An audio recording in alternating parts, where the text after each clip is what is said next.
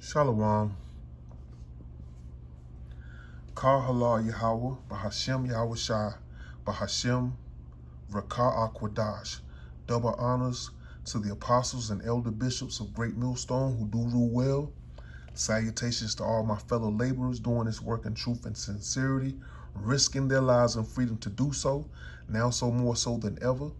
To the would-be judges and the scattered elect, the 144,000 that are scattered around the four corners of the earth among the heathen nations that have the appearance of the heathen nations, the seed line of Israel, and to the few Akhwath that are listening and learning, to you I say Shalom. This is your brother Ariel Judah. I'll be reading from Revelations 14, the Lamb and the 144,000. Then I looked, and there before me was the Lamb standing on Mount Zion, with him 144,000 who had his name and his father's name written on their foreheads. And I heard a sound from heaven like the roar of rushing waters and like a loud peal of thunder. The sound I heard was like that of harpists playing their harps. And they sang a new song before the throne and before the four living creatures and the elders. No one could learn the song except the 144,000 who had been redeemed from the earth. These are those who did not defile themselves with women, for they remain virgins. They follow the Lamb wherever he goes. They were purchased from among mankind and offered as first fruits to Yahweh and Yahawashi. No lie was found in their mouths. They are blameless. The three angels.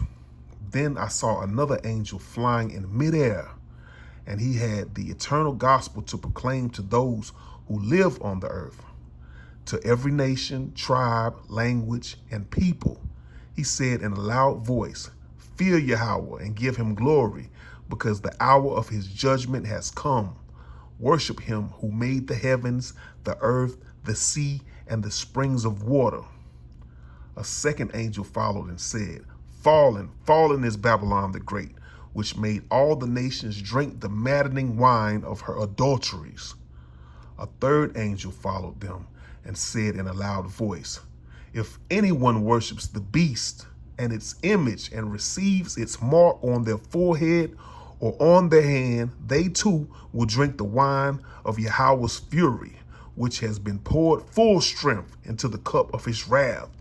They will be tormented with burning sulfur in the presence of the holy angels and of the Lamb. And the smoke of their torment will rise forever and ever. There will be no rest day or night for those who worship the beast and its image, or for anyone who receives the mark of its name.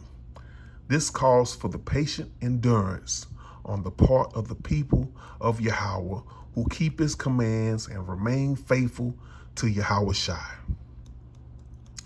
Then I heard a voice from heaven say, "Write this: Blessed are the dead who die in the Lord from now on.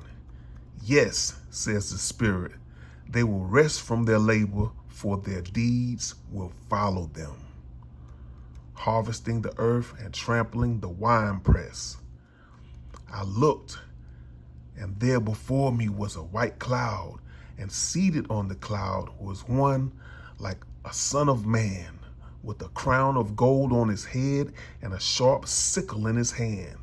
Then another angel came out of the temple and called in a loud voice to him who was sitting on the cloud, "Take your sickle and reap, because the time to reap has come, for the harvest of the earth is ripe." So he who was seated on the cloud swung his sickle over the earth, and the earth was harvested. Another angel came out of the temple in heaven, and he too had a sharp sickle. Still another angel who had charge of fire came from the altar and called in a loud voice to him who had the sharp sickle, "Take your sharp sickle and gather the clusters of grapes from the earth's vine, because its grapes are ripe." The angel swung his sickle on the earth, gathered its grapes, and threw them into the great winepress of Yahweh's wrath. They were trampled in the winepress outside the city, and blood flowed out of the press, rising as high as horses' bridles for a distance of 1,600 stadia. Now, what we're dealing with right here is the judgment of Yahweh, Bahashem, Yahawashi, the 144,000 angels, the elect, and the angels of Yahweh, Bahashem, Yahawashi's hosts, armies. Revelations 14 states that we as Israelites, those who worship and fear Yahweh, Bahashem, Yahawashi, are to worship him and stay true unto death. There's an explicit warning about not serving the beast. And there it is. The winepress will be all the destruction and the death that comes because Yahweh, Bahashem, Yahawashi will come in the midst of World War III as the nuclear war is in full effect. The kingdom will be taken. The death is the winepress.